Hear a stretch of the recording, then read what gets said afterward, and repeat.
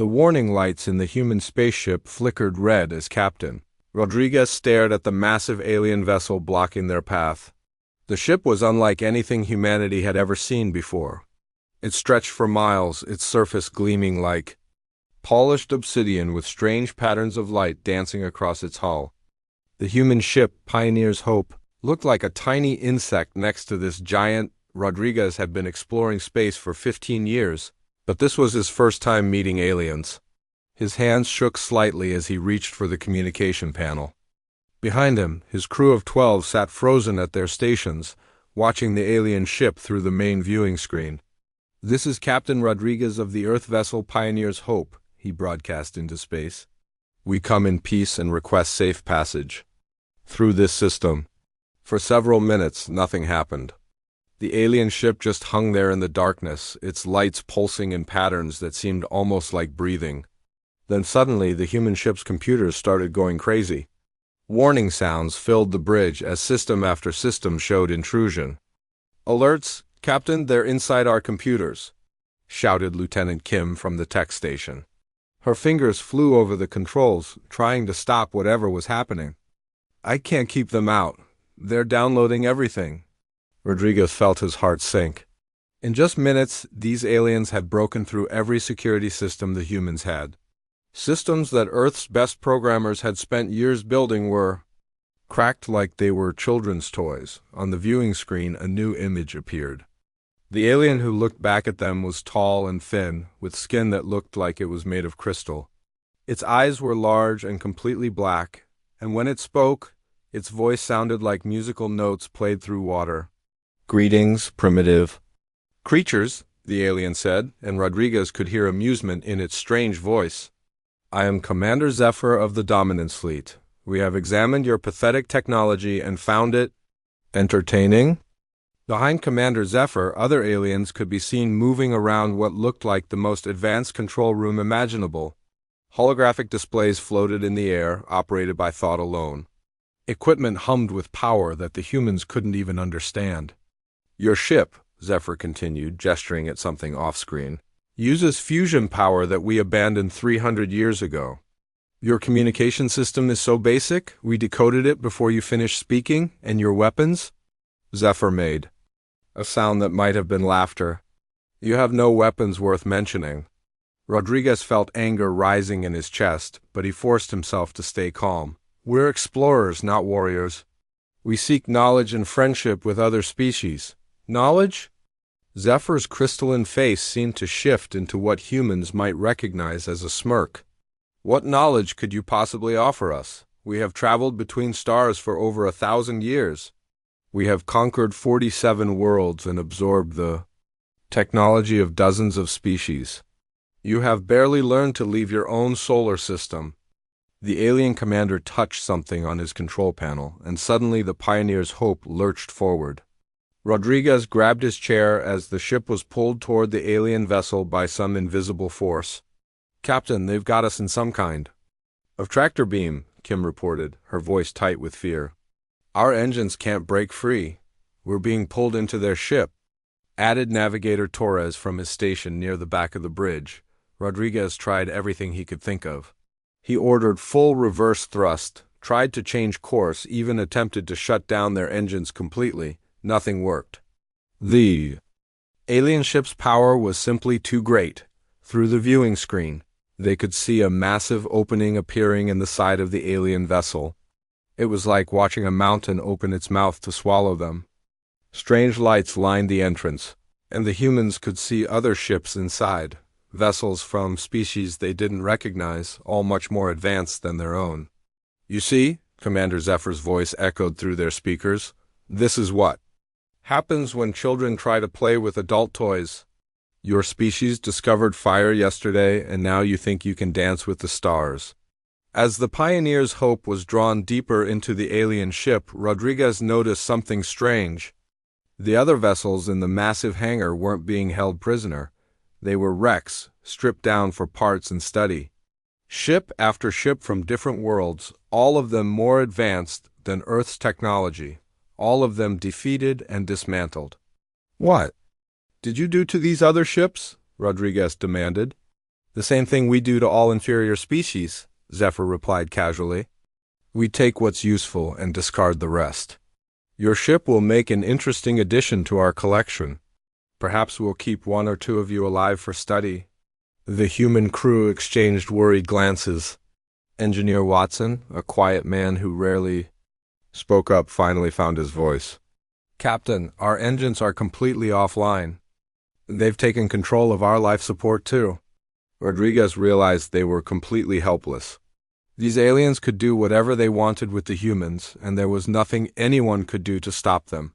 The technology gap was simply too massive. Don't worry, humans, Commander Zephyr said, his voice dripping with false kindness. We'll make your deaths quick. Your species shows promise, even if your technology is laughably primitive. In a few thousand years, you might have been worth talking to as equals. As the Pioneer's hope settled into the alien hangar with a soft thud, Rodriguez looked around at his crew. These were good people, scientists, explorers, dreamers who had left Earth hoping to find friendship among the stars. Instead, they had found a species so advanced that humans seemed like insects to them. The alien commander's image flickered and changed, showing them the interior of the human ship. Somehow, Zephyr could see everything inside their vessel. Your oxygen will last approximately 6 hours, he announced. We suggest you use that time to record any final messages for your species, though I doubt anyone will ever receive them. Rodriguez refused to give up hope. There had to be something they could do, some way to escape or at least send a warning back to Earth, but as he looked around the bridge at their primitive controls and basic equipment, he felt despair creeping in. The aliens were right. Humanity's technology was centuries behind theirs. Their ships were clunky and slow. Their weapons were useless. Even their computers were like toys compared to what these beings possessed. Outside the viewing screen, the humans could see aliens moving around their ship, setting up equipment and preparing to begin their examination. Some carried devices that floated in the air beside them. Others seemed to control their tools with just their thoughts. 6 hours, Rodriguez whispered to himself, staring at the chronometer on his console. 6 hours to figure out how to save his crew and warn humanity about what was waiting for them in the darkness between stars. But what could 12 humans do against technology that was so advanced it seemed like magic? How could they escape from beings who could control their ship as easily as a child controls a toy? Little did any of them know that their desperate situation was about to lead them to a discovery that would change everything they thought they knew about humans, aliens, and the true history of space exploration. Captain Rodriguez had been staring at the countdown timer for 3 hours when everything changed. The red numbers showing their remaining oxygen supply suddenly stopped mattering. Every screen on the bridge lit up with the same impossible reading. "Captain, you need to see this," Navigator Torres called out, his voice shaking with excitement. "The long-range sensors are picking up something massive from the fourth planet." Rodriguez pushed himself away from his chair and floated over to Torres's station. In the low gravity of the alien hangar, movement felt strange and dreamlike. The sensor display showed energy readings that made no sense at all. "That can't be right," Rodriguez muttered, checking the numbers twice. "The power output from that dead planet is showing levels higher than Earth's entire electrical grid." Lieutenant Kim looked up from her station where she'd been trying to regain control of their systems.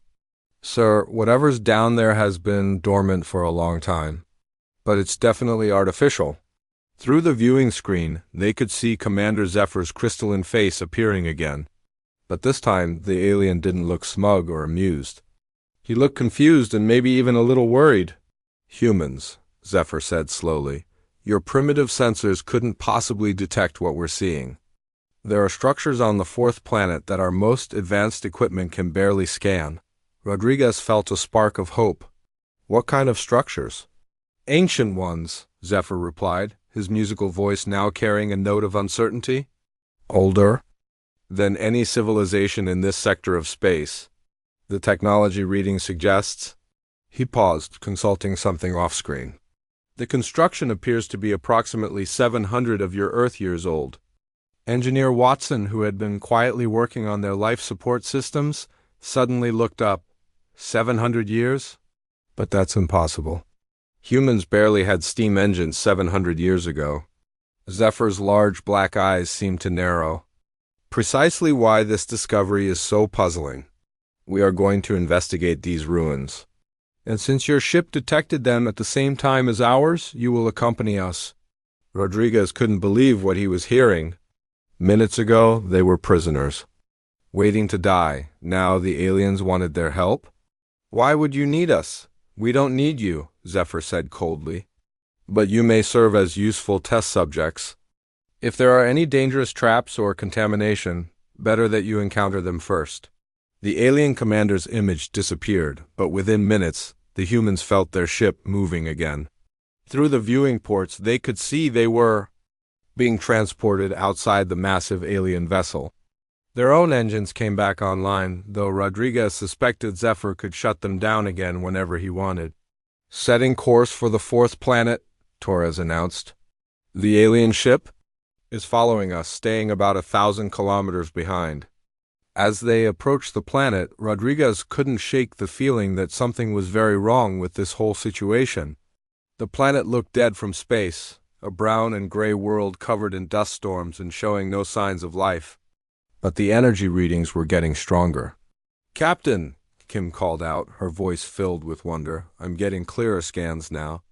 There are structures down there bigger than anything I've ever seen. Some of them stretch up through the atmosphere."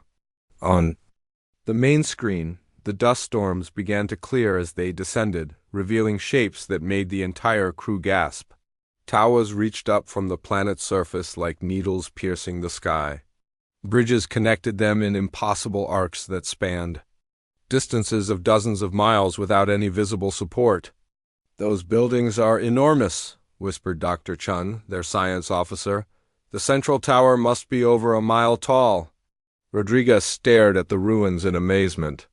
The architecture was unlike anything human or apparently alien. The structures seemed to follow mathematical patterns that hurt to look at directly, as if they existed in more dimensions than the human eye could process. "Landing coordinates received from alien vessel," Torres reported. "They want us to set down near the largest structure." As the Pioneer's Hope touched down on the planet's surface, Rodriguez could see the alien ship landing nearby. It was strange. Watching such an advanced vessel sitting next to ancient ruins that somehow looked even more impressive, the atmospheric readings showed the air was breathable but filled with dust and strange energy particles. "Everyone suit up," Rodriguez ordered. "We don't know what we're walking into." 20 minutes later, the human crew was walking across the planet's surface in their bulky environmental suits. The gravity was lighter than Earth's, making each step feel like a small jump. In the distance, they could see the aliens approaching in their sleek, form-fitting suits that seemed to shimmer with their own internal light. Commander Zephyr's voice crackled through their communication system. "Humans, you will enter the central structure first. Our sensors indicate it's safe, but as I said, better to use you as test subjects." Rodriguez wanted to argue, but he knew they had no choice. As they approached the massive central tower, he noticed something that made his blood run cold. There were symbols carved into the base of the structure, symbols that looked almost familiar. "Dr. Chun," he called over the comm system, "take a look at these markings." The science officer moved closer, scanning the symbols with her handheld equipment. "Captain, this is impossible. These symbols, they're similar to ancient human mathematical notations. Not exactly the same, but close enough that I can recognize some of the patterns." "And that makes no sense," Engineer Watson said through the comm. 700 years ago, humans couldn't even build proper sailing ships, let alone spacefaring vessels. As they found an entrance to the structure, Rodriguez noticed the aliens had stopped following them. Through his suit's visor, he could see Zephyr and his team standing at a distance, using their advanced scanning equipment but not coming any closer. "Why aren't they coming with us?" Kim asked nervously. Rodriguez had been wondering the same thing. For beings who claimed to be so superior, the aliens seemed unusually cautious about entering these ruins. The entrance to the tower was a massive archway that towered over them. As they stepped through, lights began activating automatically. responding to their presence. The illumination was soft and warm, completely different from the harsh lighting on alien ships or even human vessels. "The lighting system still works after 700 years, Dr. Chun observed. "Whatever power source these builders used, it's incredibly advanced." Inside the structure, the humans found themselves in a vast chamber with walls that seemed to stretch up forever. More symbols covered every surface, and in the center of the room stood something that made them all stop in their tracks. It was a holographic projection system, dormant but clearly functional. Arrays of crystalline structures surrounded a central platform, and the entire setup looked more advanced than anything either humans or aliens had ever built. "Captain," Torres said quietly, "I'm getting readings that suggest this entire complex is some kind of massive computer system. But the processing power it represents, it's beyond anything we can measure." Rodriguez felt a chill that had nothing to do with the planet's cold atmosphere. 700 years ago, when Earth was in its medieval period, someone had built technology that made even the aliens' advanced systems look primitive through their communication system. They could hear Zephyr talking to his crew in their musical language. Even without understanding the words, Rodriguez could tell the alien commander was becoming increasingly agitated about something. "Humans," Zephyr's voice finally came through clearly. "What are you finding in there?" Rodriguez looked around at the incredible technology surrounding them. For the first time since meeting the aliens, he felt like humans might not be as helpless as they seemed. "We're finding answers," he replied, not entirely sure what he meant, but knowing somehow that everything was about to change. Dr. Chun's hands trembled as she approached the holographic projection system. The crystalline structures around the central platform hummed with a power that seemed to vibrate through her bones. After studying the symbols on the walls for an hour, she had finally figured out what looked like an activation sequence. "Captain Rodriguez," she called over the comm system, "I think I know how to turn this thing on." Rodriguez and the rest of the crew gathered around the platform. Through their suit visors, they could see the aliens still standing outside the structure. Their advanced scanning equipment pointed at the building, but their bodies maintaining a safe distance. "Are you sure about this?" Engineer Watson asked. Nervously, "We don't know what this thing might do." Dr. Chun looked at the symbols one more time. "These mathematical sequences, they're not just similar to human notation. They're based on the same principles we use. Whoever built this understood numbers the same way we do." She reached out and touched a series of crystal formations in the order the symbols suggested. Immediately, the entire chamber filled with light. The holographic projectors came to life with a soft musical tone that somehow reminded Rodriguez of Earth's oceans. Three-dimensional images began forming in the air above the platform. Star charts, technical drawings, and what looked like historical records. "Incredible," Torres whispered. "It's like a massive library, but everything is floating in the air." The first images that appeared were star maps showing this sector of space. But these weren't like any maps the humans had seen before. They showed not just where stars and planets were located, but also travel routes, energy sources, and detailed information about each world. "Look at this," Kim pointed to one of the floating displays. "This star chart shows Earth's solar system. But look at the detail level. They knew about every planet, every moon, even the asteroid belt." Rodriguez felt his heart racing. 700 years ago, humans barely knew their own planet existed in space. How could anyone from Earth create star charts this detailed? Dr. Chun was studying another set of projections that showed technical blueprints. "Captain, these aren't just star maps. These are engineering plans for spaceships, and the technology shown here." She paused, checking her readings. "It's more advanced than what the aliens have." The holographic library seemed to respond to their presence, showing them more and more information. Ship designs that could travel faster than light in ways neither humans nor aliens had imagined. Weapon systems that could destroy entire planets. Construction techniques for building in space that made the current ruins look simple. "This is impossible," Watson said, staring at a floating blueprint for an engine that seemed to bend space itself. No human civilization 700 years ago could have built any of this. That's when Dr. Chun noticed something that made her blood freeze. In the corner of every technical drawing, every star chart, and every historical record was the same symbol, a symbol she recognized from Earth's oldest historical archives. "Captain," she said quietly, "I need to show you something." She manipulated the holographic controls, bringing up a section that looked like personal records. Names and faces appeared in the air, humans, but not like any humans from 700 years ago. These people wore advanced uniforms and stood in front of technology that looked like it belonged in science fiction movies. The name at the top of the first record made Rodriguez's knees go weak. "Admiral Chun," he read aloud. "Commander of the Terran Colonial Expedition." Dr. Chun stared at the floating image of a woman who looked remarkably like her, but older and wearing a uniform she'd never seen before. That's impossible. Chun is my family name, but we've never had anyone in space exploration before me." More records appeared, showing hundreds of humans with advanced technology and ships that made the pioneers' hope look like a toy. But these weren't just any humans. According to the dates shown, they had left Earth exactly 700 years ago. "The Silent Exodus," Dr. Chun whispered, reading from the historical files. "That's what they called it. Earth's most brilliant scientists and engineers all leaving together in secret." Rodriguez pulled up more files, his hands shaking as he operated the holographic controls.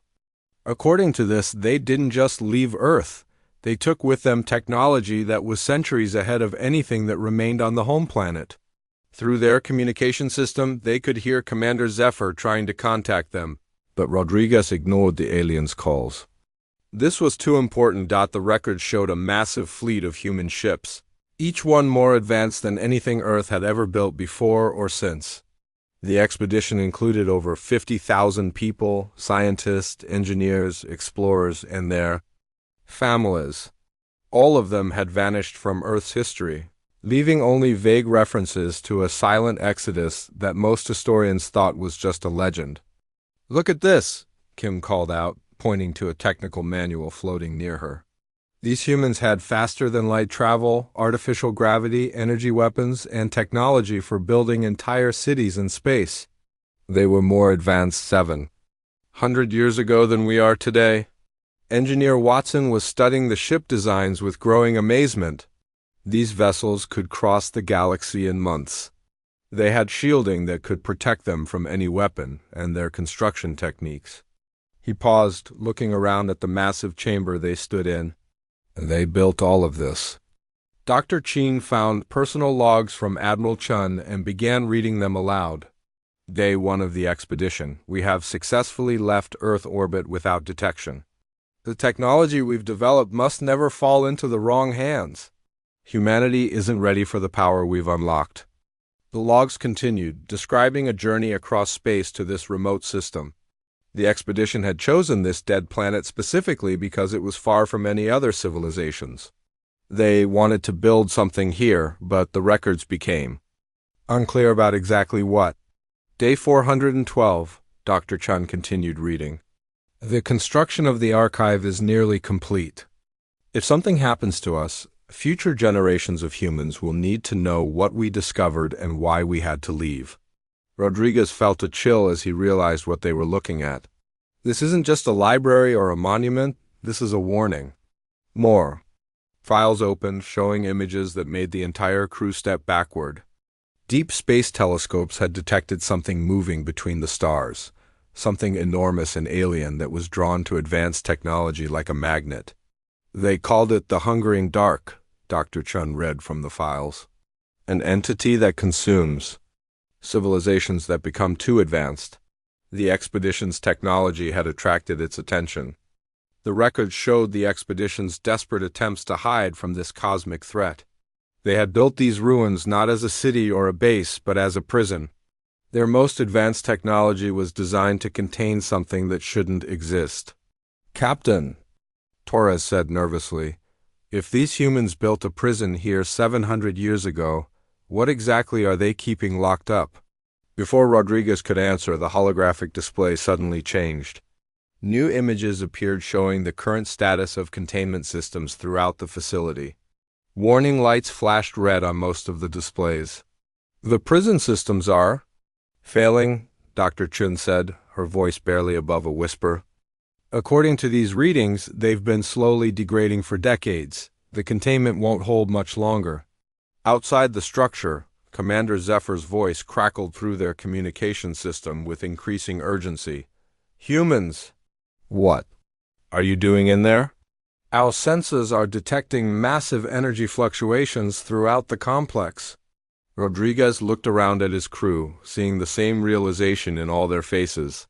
Humanity wasn't a primitive species that had barely learned to travel between stars.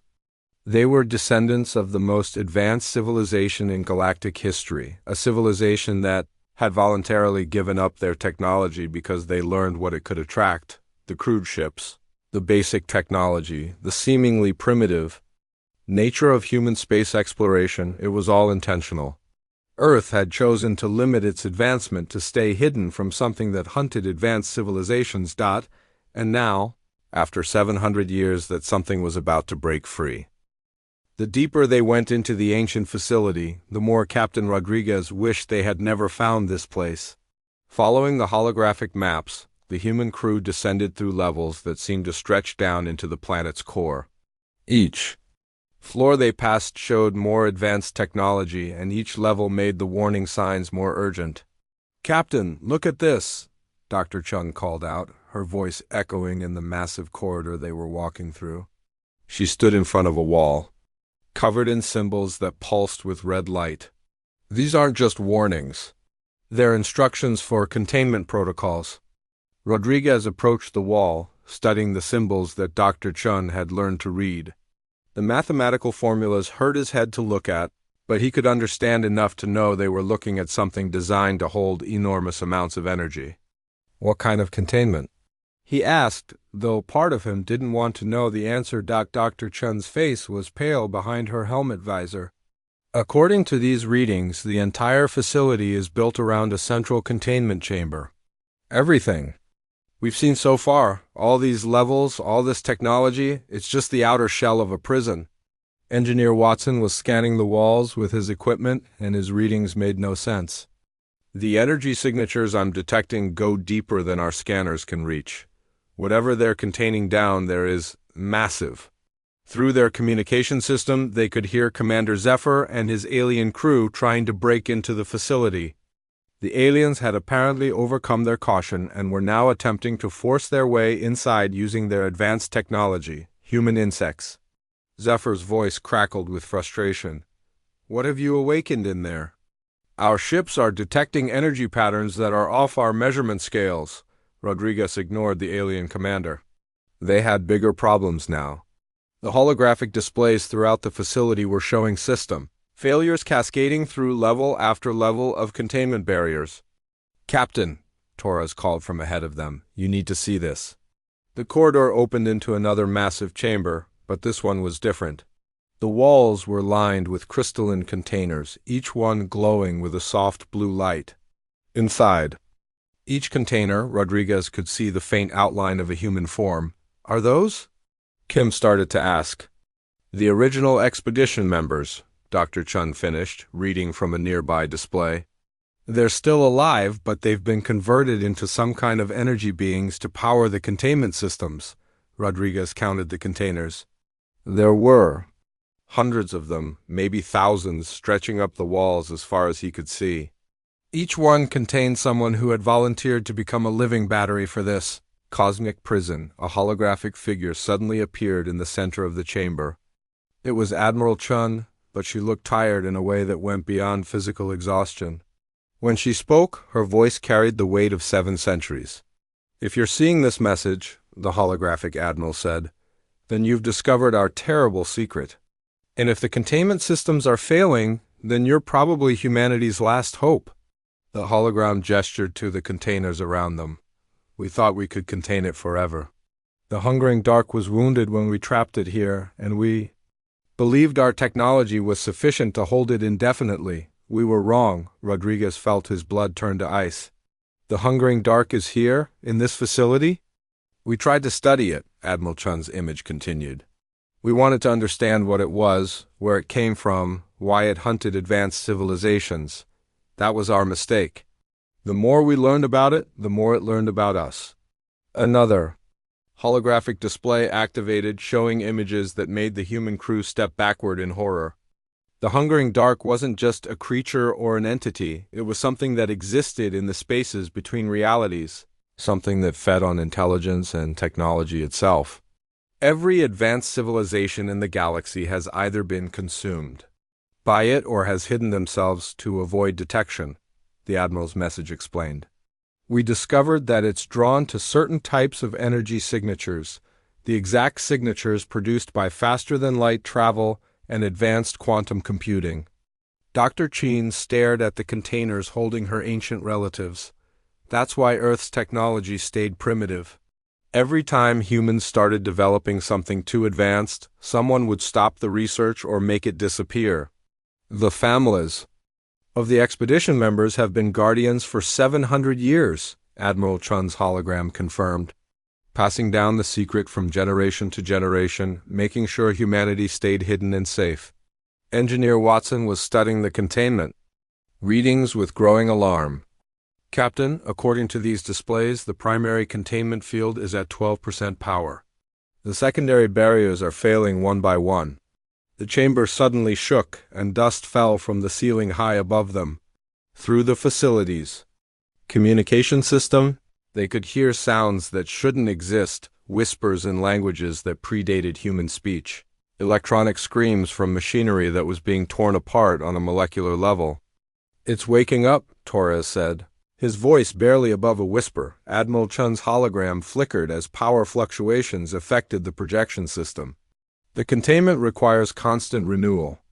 Every few decades, the energy beings powering the system need to be replaced. But we ran out of volunteers centuries ago. Rodriguez looked around at his crew. You're saying someone needs to take their place? To become one of those energy beings? Not someone, the Admiral's image replied. Everyone, the hungering dark, has grown stronger during its imprisonment. It now requires the combined consciousness of thousands of minds to maintain the containment. And those minds must be human. Our species has a unique quantum signature that the prison systems were designed around. The facility shook again, more violently this time. In the distance, they could hear the sound of metal being twisted and torn. The aliens outside were trying to break in, but their advanced technology was only making things worse. The alien ship, Dr. Chun realized. Their quantum processors and faster-than-light engines, they're feeding it power. Through the viewing ports in the chamber, they could see strange lights moving through the facility's lower levels. The lights pulsed with colors that human eyes weren't designed to process, and looking at them directly made Rodriguez feel sick. "Captain," Kim reported from her scanner, "I'm detecting massive structural failures throughout the complex. The containment chambers in the lower levels are starting to crack." Rodriguez made a decision that terrified him. Using the facility's communication system, he contacted Commander Zephyr directly.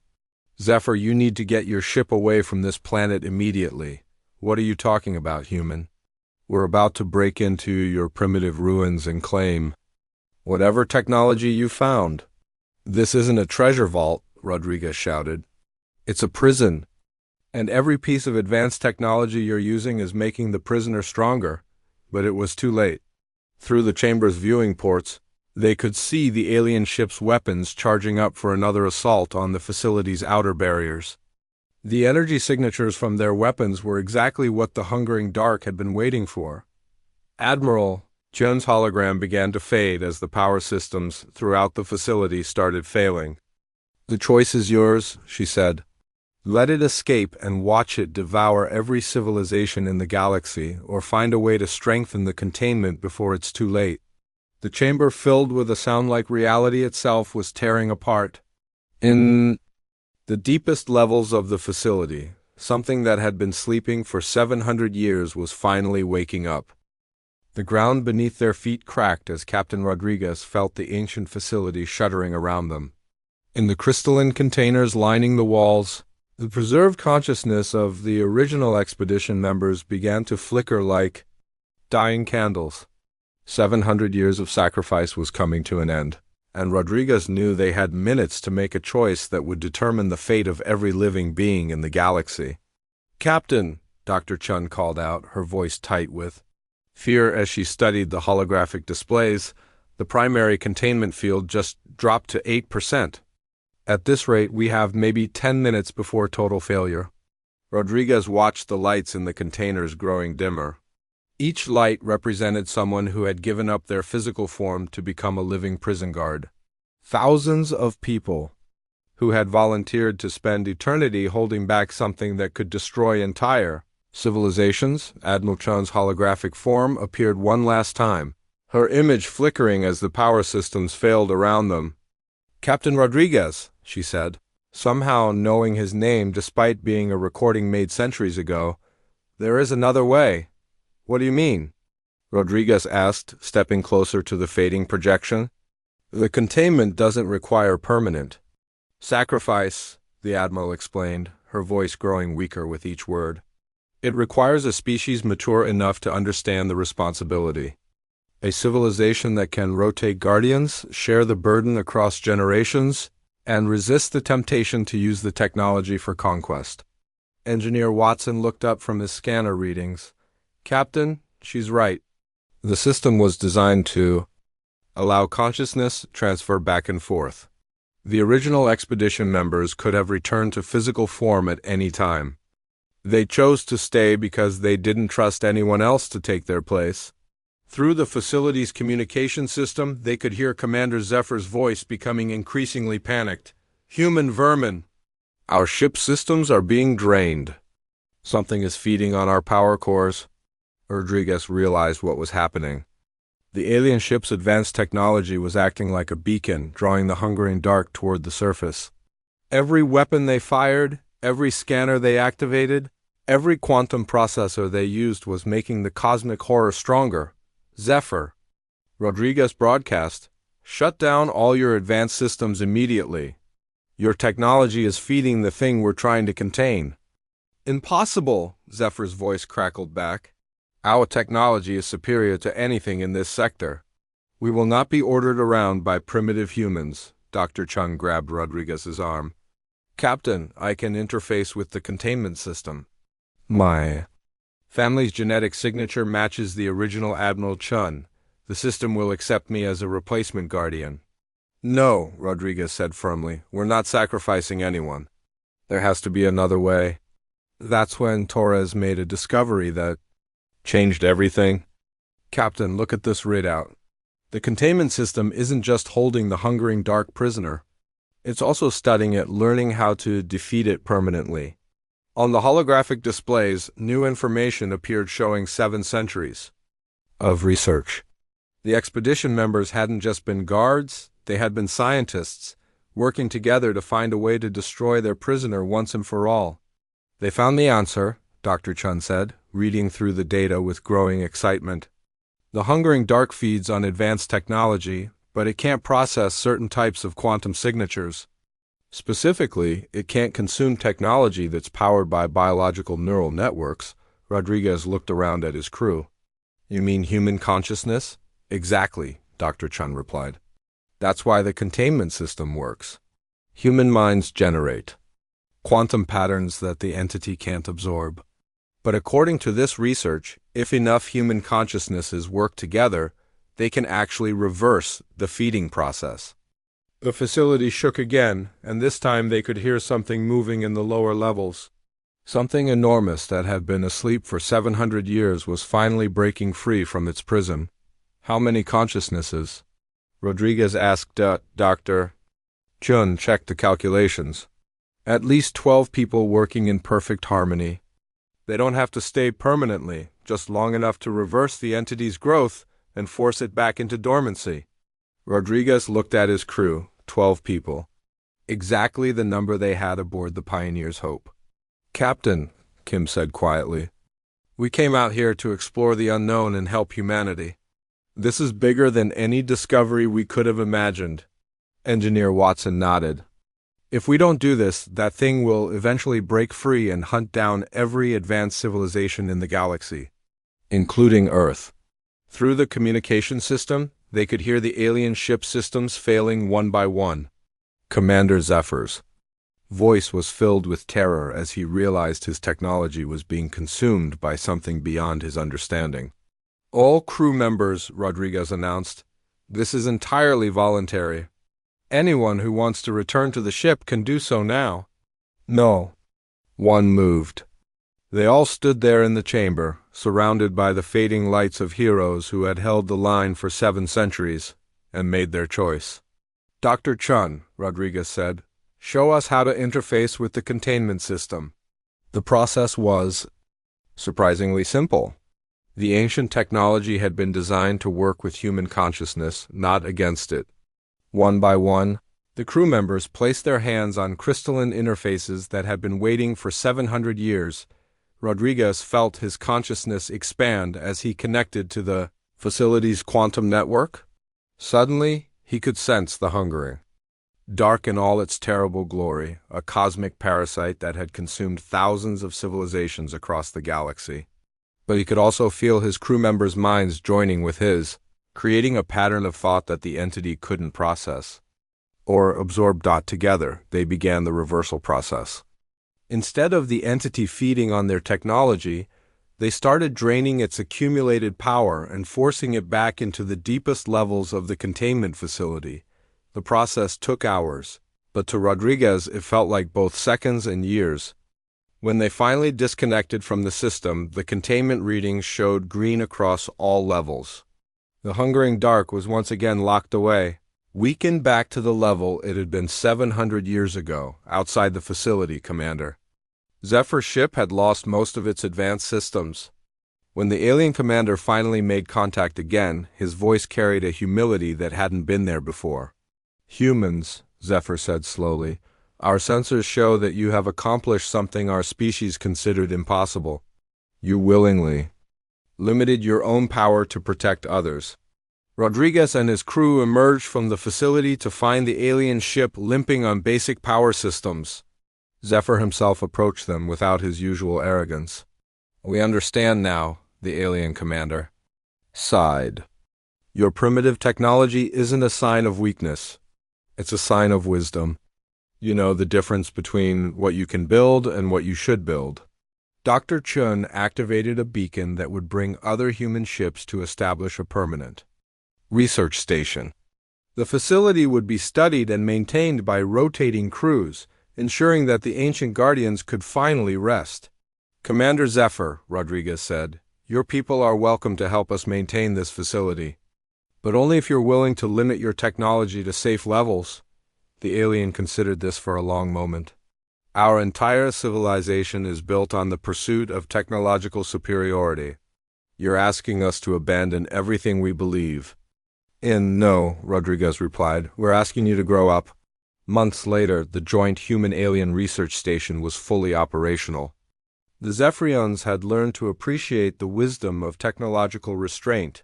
While humans had gained new respect for their ancestors' sacrifice, Captain Rodriguez often stood in the memorial chamber, looking at the now empty crystalline containers that had once held the consciousness of heroes. The original expedition members had finally been allowed to rest. Their long vigil ended, the galaxy was safe again, protected not by the most advanced weapons or the fastest ships, but by the simple understanding that true strength comes from knowing when not to use your power. And in the depths of space, human ships continued their explorations, their deliberately limited technology serving as a badge of honor rather than a mark of shame. They had learned the most important lesson. Any civilization could master that wisdom and restraint were the ultimate forms of advancement.